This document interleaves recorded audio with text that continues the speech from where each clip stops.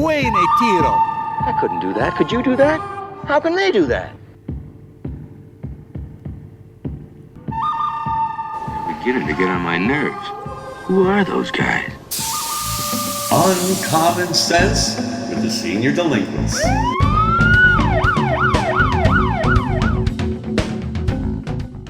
Well, hi once again, everybody. Welcome to another segment of the Senior Delinquents. I'm Dennis Silvers here in Las Vegas, and surprise, my great friend, my great co-host is here with me in studio, Jamie McWilliams, director, producer of the great show, the Traveling Golfer Television Show.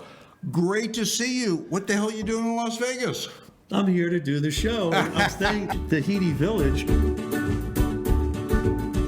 I guess it's a heated pool. Either that, or it's acid. I'm not sure which. Why they have Tahiti in Vegas, I'm not sure. I'm not sure either. Sure you're not virtual too. You're actually here. I'm actually here. No, this is absolutely great.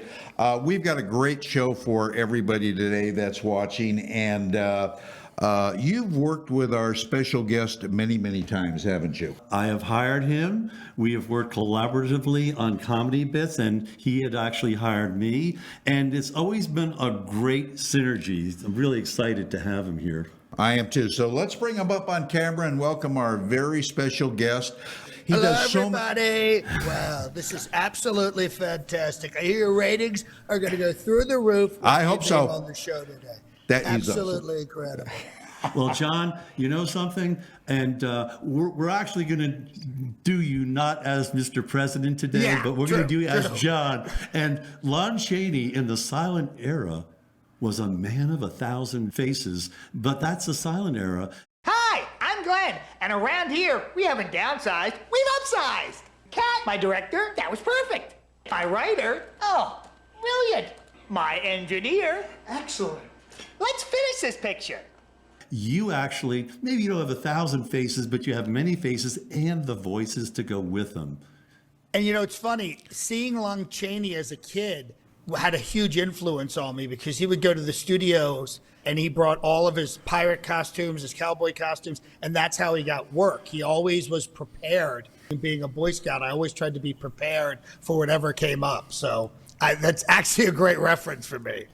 And John, I have a quick question for you. I had to strain my brain for this. Do you remember the first time we worked together? You were hired? I was trying to think like what year it was, but I know you were still. Well, you don't want to say that. We're going to seem too old. It was, remember, for the Aegis Insurance gas emergency, and I knew you were going in this direction anyway because you played a Puerto Rican with a gas problem, and I don't mean in your stomach. I had my big Dabney Coleman mustache. I was thinking of you, John, on the way to the studio because, to be honest with you, I'm a little depressed. I've had a cat his name was Elvis, and I had him for years and years, and unfortunately he just died, and the reason why is he got caught in a trap. Oh yeah, man. That's smoked, baby. Oh, that's so pretty. Thank you. Thank you very much. Oh man, wake up, baby. What? Sharon! The dog pooed on the carpet again. Lay a wedge on me, baby. Whoa, baby. Great balls of fire. Oh man.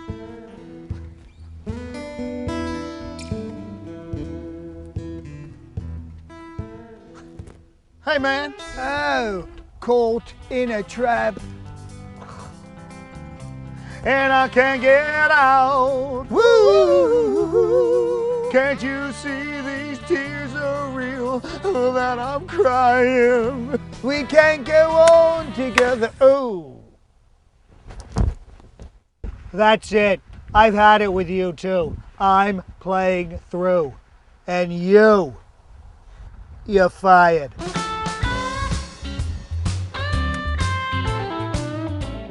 was so much fun.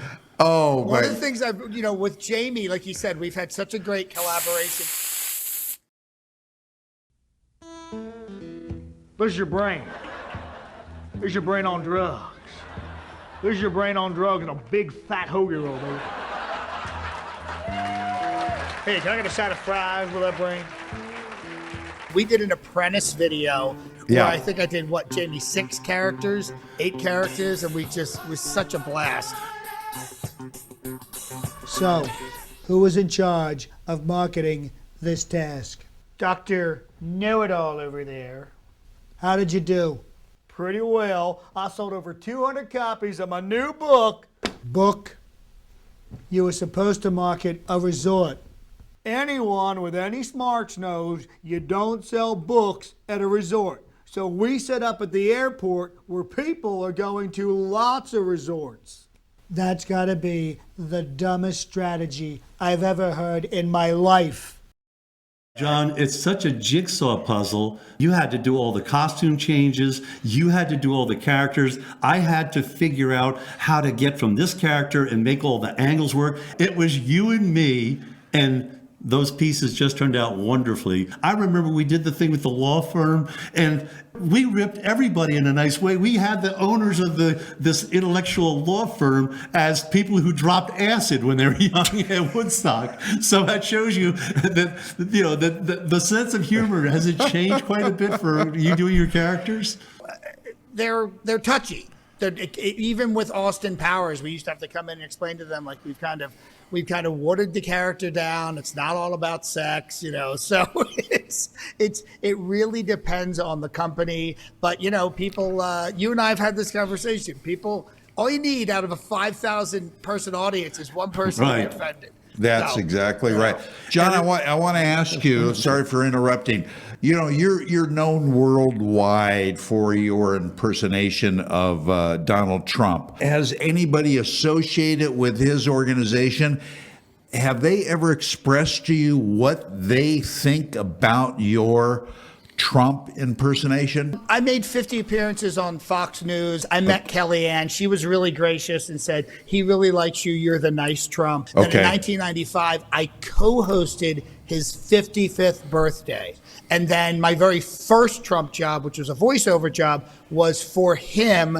I laid down all the voice tracks for the Boardroom Game, which was like kind of a knockoff of The Apprentice. But if you ever went to Taj Mahal 2015, 2016, and you went in this room, I was the voice of Trump. When I started doing Trump full makeup like this, Trump organization called again. Trump was unavailable, and he had to do a promotion for The Apprentice. Very few people were doing Trump full makeup at that time, other than Daryl Hammond, who I've since worked with. So I appeared on Fox and Friends Sunday morning.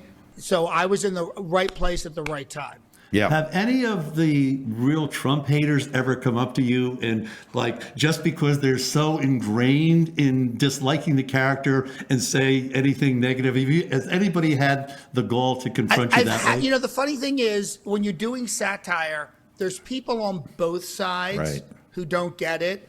But generally, most people get that I'm an actor, I'm a satirist, comedic satirist. I don't really have a political point of view. I try to keep it right down the middle. Every now and then, someone goes crazy on both sides, but I don't do any public work without real security because of what's happened in the last few years. So, but we've had people try to physically act out. I've heard everything. Love, hate, and wanting to be strangled. All right.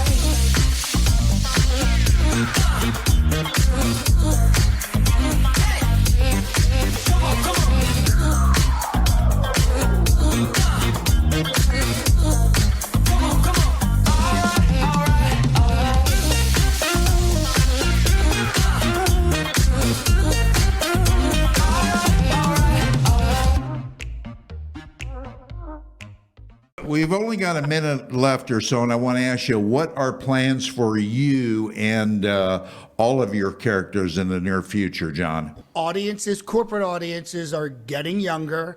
I'm getting older, but even more than that, We live in such a fractionalized society now. You know, when I was a kid, and you guys were kids, there were 3 networks and 2 Right. UHF stations, and it kind of unified the country. And unfortunately, like my nieces and nephews don't even watch linear television. I think the cultural history in this country right now goes back 2 weeks. So unfortunately, unless somebody kind of breaks through on a really big level, Yeah. you know, movie, television, film, there's it's getting tougher to find people to impersonate and do impressions of that a large majority of the audience knows. And that's one of the great things about like doing Trump. Like he's a worldwide known commodity. Right. And he may like be one of the last of them in that respect. I want to put out our website because that's exciting. We've got it up and running. Simply go to seniordelinquents.com. All the information on you, all of the archive shows are on there, all of the funny bits are on there. And don't forget our email. Please get in touch, info@seniordelinquents.com. I think it's time to wrap up, and I'd love to have maybe Donald Trump, who I think we could classify like us as an iconoclast.